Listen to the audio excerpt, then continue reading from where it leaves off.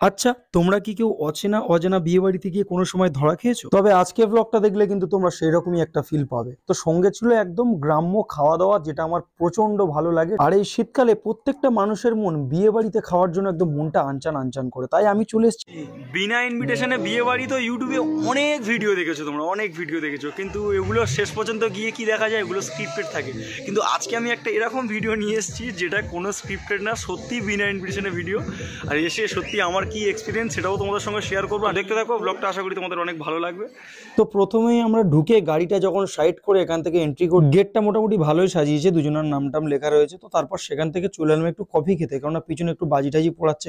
ভাবলাম কি অচেনা বিয়ে বাড়ি, তারপর লোকে দেখলে কি ভাববে, একটু লজ্জাও লাগছিল। আমি একটা জিনিস বুঝতে পারছি না, পিছনে গাড়ি রেখে দিয়েছি, গাড়ি নিয়ে এসছি, আমি একটু সামনে ডান্স টান্স হচ্ছে, মেয়েরা ডান্স টান্স করছে বলে দূরের দিকে এসছি। গানের আওয়াজ যেহেতু তোমরা পাচ্ছ, এত পরিমাণ ঠান্ডা লাগছে, গাড়িতে এসছি, আমি একটা ব্যাগ নিয়ে এসছি সোয়েটার টোয়েটার রাখবো বলে, ডবল সোয়েটার পরে রয়েছি। কিন্তু মেয়ের একটা শাড়ি পরে নিয়েছে, একদম মানে অবস্থা খারাপ করে দিচ্ছে। আমি খালি ভাবছি যে একটু ফ্যাশন দেখাবো, কিন্তু ফ্যাশন দেখানোর বয়স আর নেই, বিয়ে টিয়ে হয়ে গেছে, কি দেখাবো, বউ বাড়ি গেলে খেলাবে নাহলে।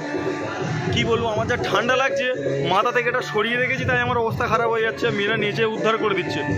আর এবার মেন কথা হলো কিনা যে এই বিয়ে বাড়ির ইনভিটেশনটা আমি পেলাম কি করে। মেন কথা, আমার কোনো ইনভিটেশন ছিল না। হঠাৎ করে এই যে আমার পাশে যে ছেলেটাকে দেখতে পাচ্ছ, এই আমাকে রাত্রে যখন আমি অফিস থেকে আসি, এই আমাকে খবর দেয় যে একটা বিয়ে বাড়ি রয়েছে, সেটা ওর চেনা জানা। কিন্তু ও আমাকে যখন বলে, তখন আমি ভাবি যে শীতকালে এমনিতে ফেসবুক যতই স্ক্রল করি, বিয়ে বাড়ির ফটো এক গাদা সামনাসামনি চলে আসে। তো আমার তো কোনো বিয়ে বাড়ির ইনভিটেশন পড়ছেই না।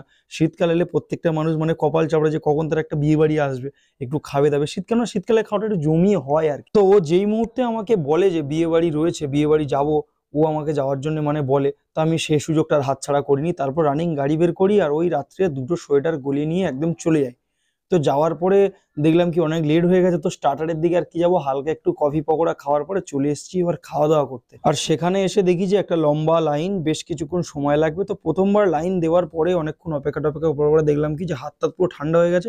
তো চোখ মুখ একটু গরম গরম ছিল বলে হালকা হালকা সেক দিয়ে নিলাম।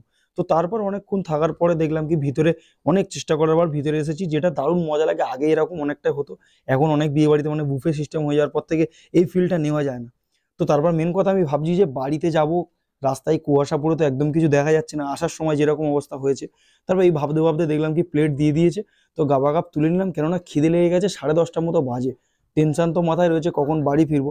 তো এই ভাবতে ভাবতে দেখলাম কি ভাত আর মাছের মাথার ডাল, একটা লেবু আর একটু আলুর চিপস দিয়ে দিয়েছি, যেটা আমার খেতে প্রচন্ড ভালো। তবে আমার মনে হয় এমন বাঙালি খুঁজে পাওয়া যায় যে মাছের মাথা ডাল ভাত খেতে ভালোবাসে না। আমার তো মনে হয় প্রত্যেকটা মানুষ এই মাছের মাথা ডালের মানে প্রেমী। আর সত্যি কথা বলতে কি, আমি কোনো সমাজ বাড়ি গেলে মাছের মাথা ডালটা এটা তো দুবার দুবার করে নিই নি। তারপরে আমাকে দিয়ে দিল পটল চিংড়ি, তো সেটা একটুখানি নিয়ে খাওয়া দাওয়ার পর দেখলাম কি একটা বড় দেখে দাগা সাইজ একটা দিল মাছ। তো সেটা হালকা করে খেয়ে দেখলাম কি একটু চিকেন দিল। তো চিকেনে আমার ফেভারিট পিস পড়েছে একটা, মানে একদম কলি কলি পিস, যেটা খেতে আমি প্রচন্ড ভালোবাসি।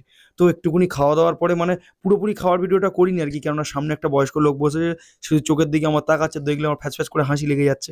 তারপর চাটনি পাঁপড় খেলাম, দুটো মিষ্টি দিল, সে দুটো খেলাম, পেটটা পুরো জাম করলাম। তো তারপর দেখলাম যে আইসক্রিম দিয়েছে, আইসক্রিমটা হাতে নিয়ে ছিঁড়তে ছিঁড়তে বাইরের দিকে চলে এলাম। আর মেন কথা, সামনে যে লোকটা বসেছিল তার দিকে তাকালেই না আমার প্রচন্ড পরিমাণ লজ্জা করছে। শুধু এরকম ভিডিও আমি ফার্স্ট টাইম করছি যে কোনো বিয়ে বাড়ি এসে। তবে পুরোপুরি ফার্স্ট টাইম বলাটা ভুল হবে, এর আগের বারও আমি একবার বিয়ে বাড়িতে গিয়ে ব্লগিং করেছিলাম, সেখানে বুফে ছিল, জানি না কেন সেখানে আমার তো লজ্জা টজ্জা পাইনি।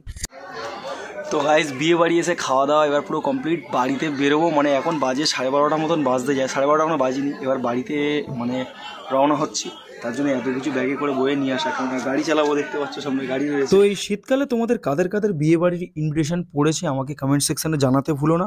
আর হ্যাঁ, আমার বন্ধুকে আমি জানাবো থ্যাঙ্কস একদম, কেননা এই শীতকালে সত্যি কথা সবাই একটা বিয়ে বাড়ির জন্য খুব অপেক্ষা করে থাকে। কে থাকে জানি না, কিন্তু আমি থাকি। তবে অচেনা বিয়ে বাড়িতে গিয়ে মানে নিজে থেকেই পরিচয় করে নিয়ে এমন একটা ভাব দেখিয়েছি যাতে বুঝতেই না পারে যে মানে আমি বিনা ইনভিটেশনে এসেছি। তবে তোমরাও রেডি থেকো, কবে তোমাদের বিয়েতেও চলে যাবো, তোমরাও বুঝতে পারবে না। তো চলো গাইস, আজকে ব্লগটা এখানেই শেষ করা যাক। আশা করি ব্লগটা তোমাদের অনেক ভালো লেগেছে। তো দেখা হচ্ছে আরও একটা নতুন মিনি ব্লগে। তো ততক্ষণের জন্য চলো টাটা।